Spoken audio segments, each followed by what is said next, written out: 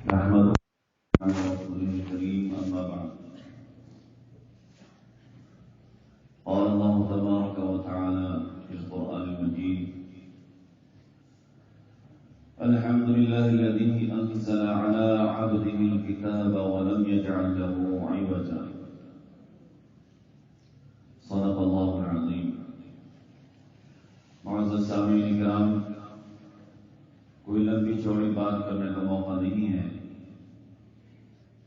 سب سے پہلے تو میں آپ حضرات کو مبارکباد پیش کرتا ہوں کہ جن حضرات نے بھی اپنا پروگرام پیش کیا ہے، ماشاءاللہ بہت اچھے انداز سے، بڑے اچھے حوصلے کے ساتھ، اچھے لب و لہجے میں اچھی ادائیگی کے ساتھ آپ حضرات نے قرآن کریم کی تلاوت کی ہے. اللہ تبارک و تعالیٰ اس کو قبول فرمائے اور اپنے فضل و کرم سے آپ حضرات کو مزید ترقیات سے سرفراز فرمائے. یہ ایک وقتی چیز ہے کہ کس کی پوزیشن آ گئی، کس کی پوزیشن نہیں آئی. صحیح بات تو یہ ہے کہ فیصلہ کرنا مشکل ہوتا ہے.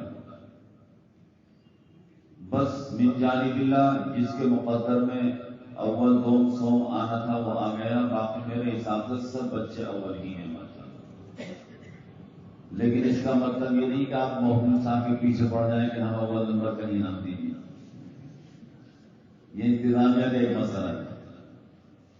لیکن سب بچوں نے بہت اچھی ادائیگی کے ساتھ، بہت عمدگی کے ساتھ قرآن کریم پڑھا. طبیعت خوش ہوئی ماشاءاللہ. اور اللہ تبارک و تعالیٰ نے جو ارشاد فرمایا ہے: الذین آتیناہم الکتاب یتلونہ حق تلاوتہ اولئک یؤمنون بہ. تو ماشاءاللہ حق تلاوت میں جو چیزیں آتی ہیں ان کی مکمل رعایت کے ساتھ آپ حضرات نے قرآن کریم پڑھا ہے، جو آپ کے ایک طریقے سے مومن ہونے کی بھی پکی دلیل ہے. میں نے جو آیت کریمہ تلاوت کی ہے آپ حضرات کے سامنے، سورہ کہف کی پہلی آیت ہے.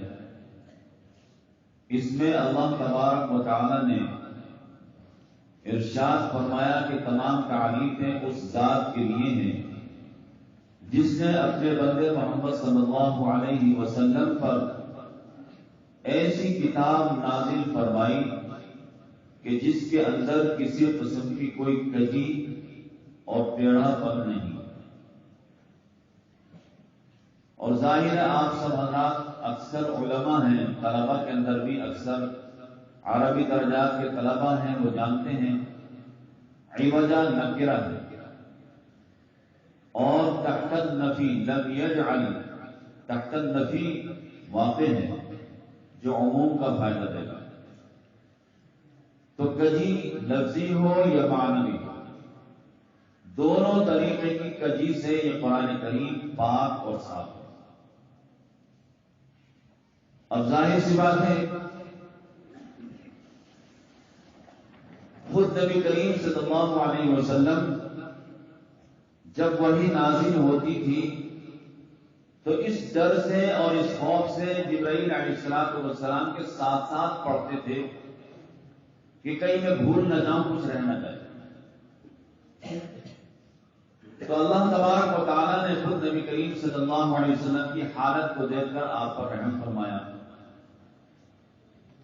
کیونکہ ایک تو وحی کی مشقت اور پھر ساتھ ساتھ پڑھنا، یہ ڈبل مشقت، تو آپ ڈبل مشقت برداشت کرتے ہیں.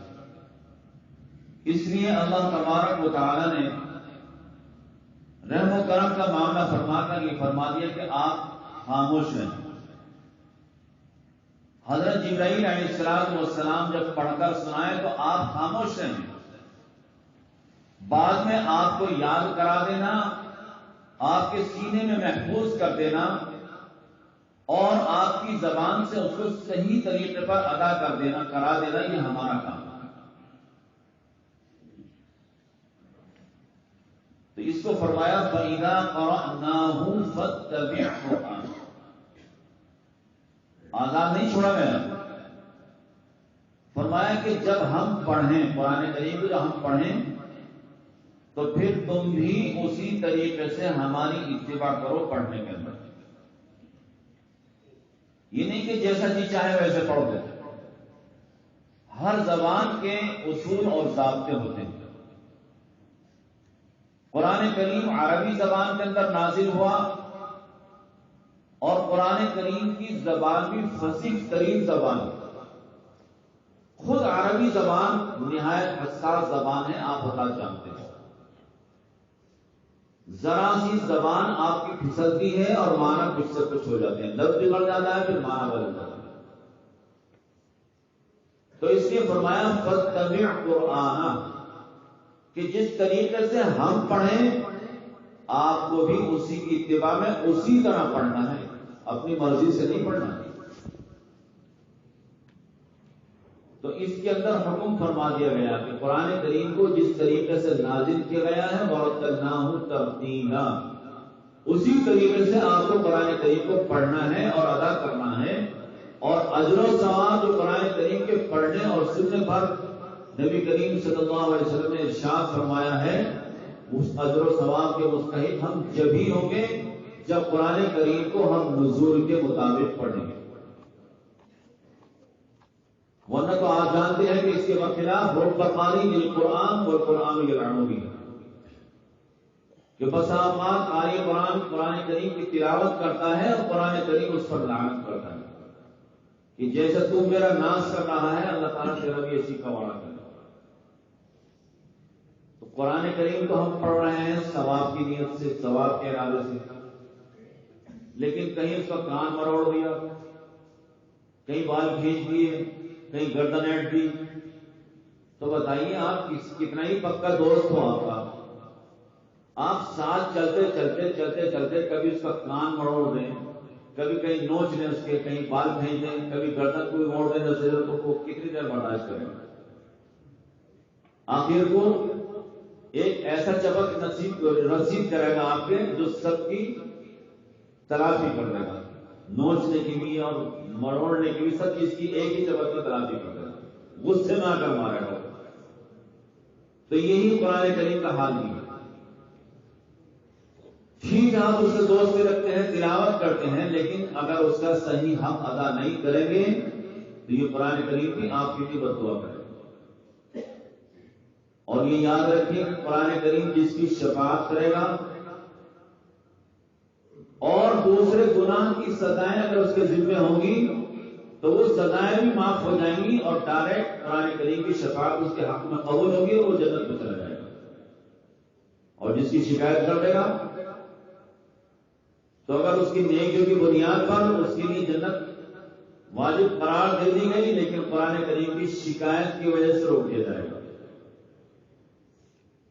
بڑا معاملہ نازک ہے، ہم تو اس کو بہت آسان سمجھتے ہیں. تو میرے محترم بزرگ اور دوستوں، اور اصل تو میرے مخاطب میرے یہ سب چھوٹے بھائی ہیں، کیونکہ میں خود طالب علم ہوں. آپ حضرات سے اپنے بھائی، آپ کا بڑا بھائی ہونے کی حیثیت سے میں گفتگو کر رہا ہوں. یہ سب میرے بڑے ہیں، میں خود ان کی نصیحتوں کا محتاج ہوں. یہی وقت ہوتا ہے اپنے آپ کو بنانے کا، جہاں آپ پڑھتے ہیں یہ مادر علمی کہلاتا ہے. ہماری علم کی ماں. اور مطلب یہ ہے کہ جس طریقے سے بچہ ماں کے پیٹ میں ہوتا ہے، ماں کے پیٹ کے اندر بچہ جیسا بن جاتا ہے بعد میں پھر وہ ویسا ہی رہے گا. اگر اس کا کان ٹیڑھا ہو گیا تو ساری دنیا کے ڈاکٹر مل کر اس کا کان کو سیدھا نہیں کریں گے. کوئی اور نقص اس کے اندر ہو گیا تو ساری دنیا کے ڈاکٹر مل کر بھی اس بچے کو صحیح نہیں کر سکتے. جو کمی پیدا ہونے کے بعد میں، دنیا میں آنے کے بعد جو کمی پیدا ہو جاتی ہے اس کو تو ڈاکٹر صحیح کر لیتے ہیں، لیکن جو کمی ماں کے پیٹ کے اندر بچے کے اندر رہ جاتی ہے وہ کمی بعد میں صحیح نہیں ہوتی. اس لیے ہمارا یہ خیال کہ ہم یہاں سے ابھی تو ہمارا بچپنا ہے، کھیل کود کر لیں، خوب مستی کر لیں، جب کہیں پڑھانے لگیں گے تو پھر خوب مطالعہ کر کے خوب محنت کر کے پڑھائیں گے، خوب مشق کریں گے، خوب محنت کر کے ترقی کر لیں گے، بہت مشکل بات ہے۔ جب آپ کا ابھی محنت کرنے کا اور اپنے آپ کو سنوارنے کا مزاج یہاں پر نہیں بنا تو یہ دوسری جگہ جا کر پھر نہیں بنے گا۔ جو کمیاں یہاں رہ جائیں گی، لاپرواہی اور بدشوقی، بدمزاجی، جو چیز یہاں پیدا ہو جائے گی، آپ کے اندر رہ جائے گی، وہ مرتے دم تک باقی رہے گی۔ اس لیے اپنے آپ کو جہاں دیگر علوم حاصل کرنے میں ہم محنت کرتے ہیں، وہاں قرآنی علوم کو حاصل کرنے میں بھی، اور قرآنی علوم سے مراد میرا علم تجوید و قرات، ان کو حاصل کرنے میں بھی ہم محنت کریں، اور پھر قرآن کریم کو صحیح پڑھنے پر بھی ہم خوب محنت کریں۔ بس یہ چند باتیں مجھے آپ حضرات سے عرض کرنی تھی، وہ بھی ان حضرات کے حکم کی وجہ سے۔ باقی آپ حضرات کا پروگرام بہت اچھا رہا اور بہت اچھے انداز سے آپ حضرات نے پڑھا ہے، مجھے بہت خوشی ہوئی۔ اللہ تبارک و تعالی آپ حضرات کو اور زیادہ ترقیات سے سرفراز فرمائے، اور ہم سب کو صحت اور عافیت کے ساتھ جب تک رکھے، قائم رکھے، اور اپنی رضا والی زندگی نصیب فرمائے، اور ہم سب کو پھر اپنی رضا والی موت بھی نصیب فرمائے۔ وآخر دعوانا الحمدللہ رب العالمین۔